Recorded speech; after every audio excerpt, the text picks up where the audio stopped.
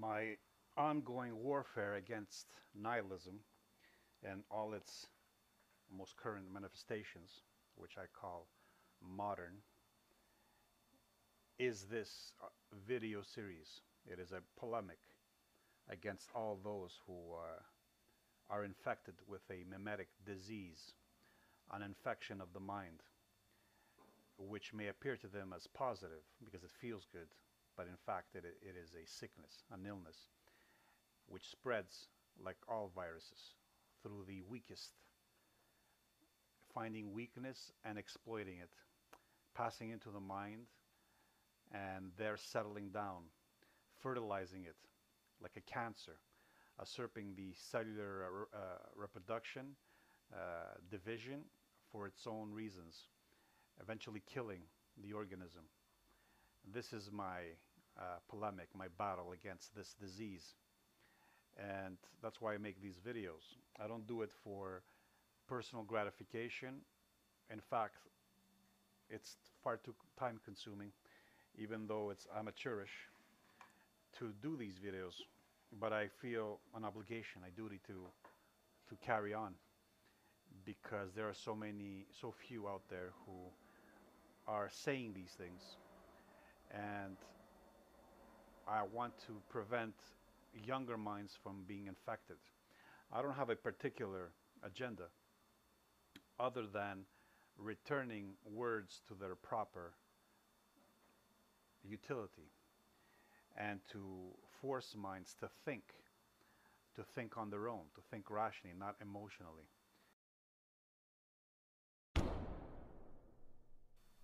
What the nihilist understands by objectivity is popularity. The more popular an idea is, the more valid it is, the more probable it is. Probability is measured by popularity. Quantities over qualities. Though qualities can be defined as the quantity of connections to the world, the quantity of reference points to the phenomenon, the quantity of reference points in the noumenon that refers to the phenomenon. For the modern, the nihilist, quality means just quality of participants. How many share in the idea? How many agree with it? How many benefit from it? And this is why a nihilist love is a whore's love. And this is why all the words nihilists use are ambiguous, vague, so that they can include as many as possible without restricting, without excluding anybody. The word, just the intent of the word is to seduce, to offer like a framework upon which each individual can project their own understanding, their own feelings, their own emotions, and therefore making it all a group project, an intersubjective project. Whereas if you place the standard outside the human mind as an objective standard, this is not acceptable to the modern because this automatically excludes some participants, or it would exclude some.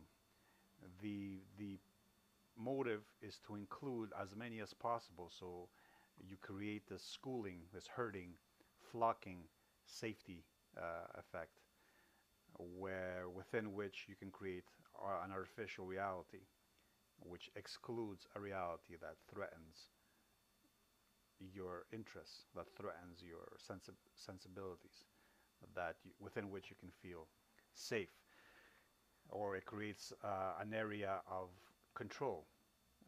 By this is why the world is considered as rational by nihilists. It is knowable. It's because by world he means humanity, and since humans have different degrees of rationality, you could reason with them.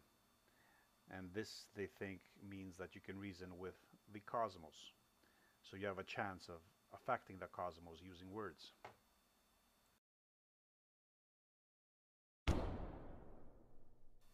Furthermore, since you can have power over others, this also increases your sense of power within the world because you can control others, you can exploit their feebleness, you can manipulate them.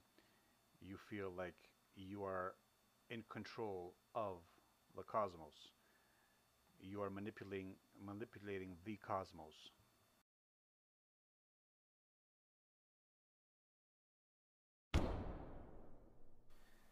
Having no reference outside the mind and using seduction and manipulation to indoctrinate as many minds into the nihilistic uh, meme as possible, the nihilist will do the clever trick of placing the idea he cannot show, he cannot refer to outside the mind as something which pre-exists the cosmos or something that is beyond the cosmos, as something out of which the cosmos emerges.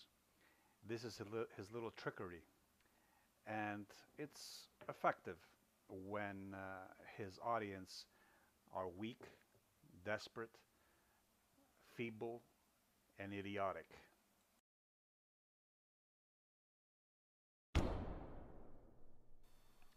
Best way to influence a mind is to tell it what it most desperately wishes were true, what it most desperately wants there to be called truth.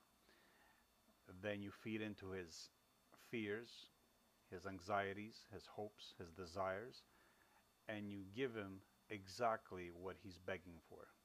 And since this, for the nihilist, is always one of those contracts which he cannot find in the world, and because of this, he calls the world nil, then you will probably find one of those ideas referring to an ideal which has no reference to the real within the panoply of nihilistic bullshit and how they define and redefine words by detaching the words from their original meaning, converting them into some divine, meaningless, effective only within the herd, within the psychosis of fear and anxiety, which they then accuse others of. This is their audience, their target audience. It's the fearful, those that are desperate for an escape, for a solution, for a final truth, or for a negation of all truth so that they cannot be judged. This is another aspect of nihilism. This is the other pole of it. On the one hand, we have those who are addicted to the absolute, which can take on any form since the real world does not limit the imagination of the humans who seek to escape it. Reality, nature does not inhibit, does not restrict the nihilist from his creativity. And then on the other, we have those who want to deny all truth so as to escape the verdict, to escape looking at themselves and judging themselves.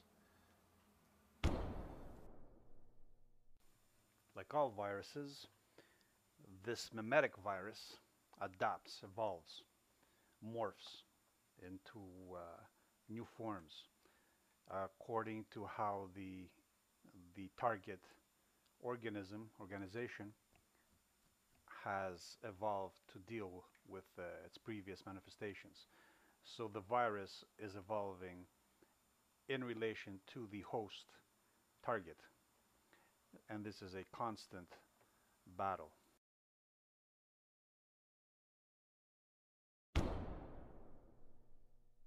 In order to deal with this virus, the first thing you must do is train yourself to recognize it in whatever form it takes, because the virus is multifarious. Because it is uninhibited by any external standard, it can take any form. It can identify with anything. It can use any title. It can name itself whatever it wants. The first thing is to identify it, and the second is to strengthen the autoimmune system to fight against it, because The virus is seductive. It is comforting. It offers a positive message, sometimes a message too good to be true, too good to reject, perhaps.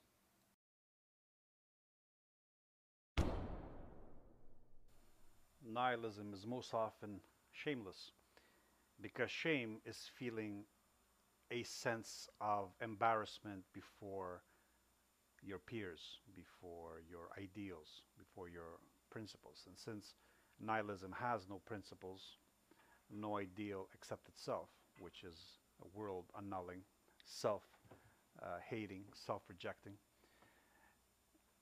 it feels no shame. It is shameless. It has pride, but it has no shame. And this makes it even more conniving because there's nothing preventing it from using any method to seduce, any lie to manipulate.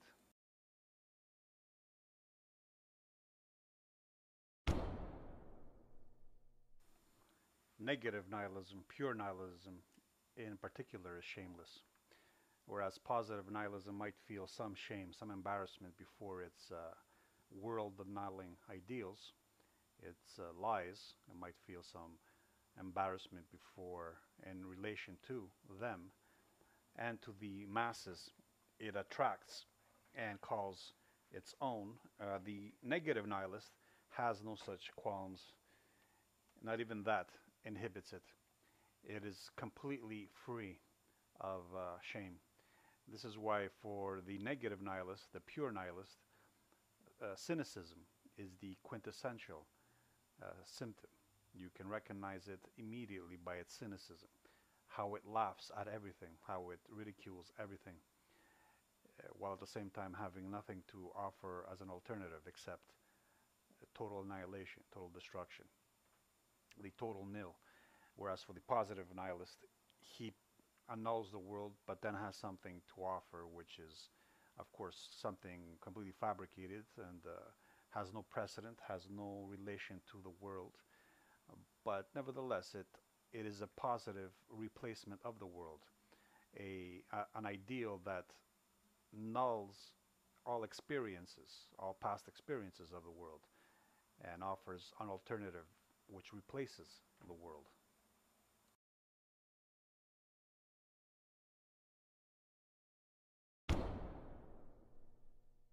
Because nihilism only has words to spread by, to spread into minds with, it has no external evidence. I can't say, here, this is what I'm talking about. This is evidence of what I've said.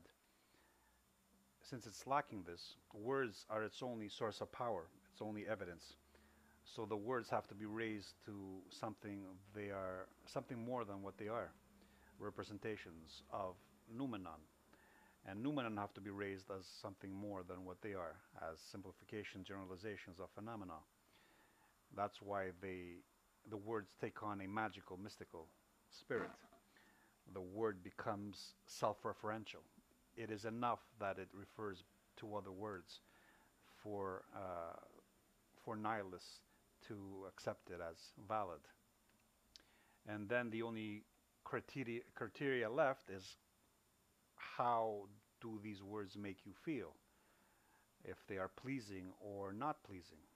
And the second criteria of judging, this is the only form of judgment the nihilist permits himself, is how popular, how many are also infected with these connections of word to other noumenon.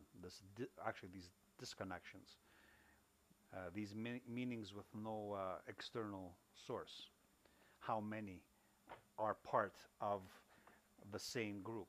How popular these ideas are. Integrity for the nihilist means creating a beautiful story, the most beautiful story, the most seductive imagery to sell. Cohesion means for this story to be true to itself, to not contradict itself. this is how it competes with other stories. It has no other standard of measuring itself. It has no integrity in relation to world. It has integrity in relation to others who have their own stories, their own narratives, their own perspectives. So their perspective now is measured by how harmonious it is in reference to itself. Like the peacock's tale in self-handicapping.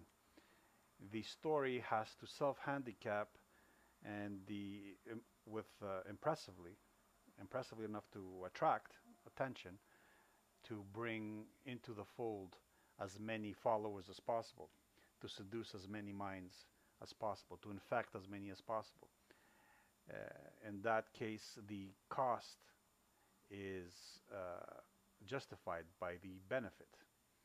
The benefit always measured in relation to others of the same species, sometimes sexually, how many females it gains access to, how many males it can make follow it, and so forth. Nihilism attracts the feeble, the weak, the simple-minded.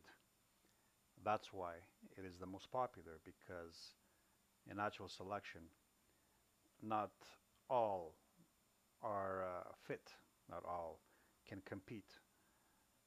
Most of the males especially are expendable, the expendable sex, as they call the male sex.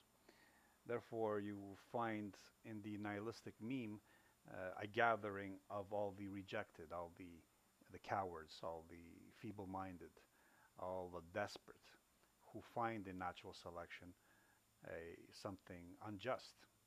Justice being another one of nihilism's favorite words, which is always in reference to others. So it gathers quantities. Of course, in natural selection, one dominates and everybody else is excluded. That means the vast majority are kept out of the gene pool. And today, where feminization is increasing, and women are not only given back their sexual power, but their sexual power is increased by institutional support and by techniques and technologies which reduce the cost of feminine choice. This is becoming exacerbated. This is becoming multiplied. So more and more males are being excluded or forced to abide by bullshit, some fabricated ideal male, which is just a variant of the female. So males are forced to become surrogate females, females with penises, with larger than average clitorises. Now we can also understand why organs have to be disconnected from their original function, so as to not restrict their usage, so as to not make the individual feel like he has to live up to some predetermined function, some pre-existing idea, an ideal. For the nihilist, words are weapons, and that's how I intend to use them from now on in the coming segments, as a polemic, as mimetic warfare.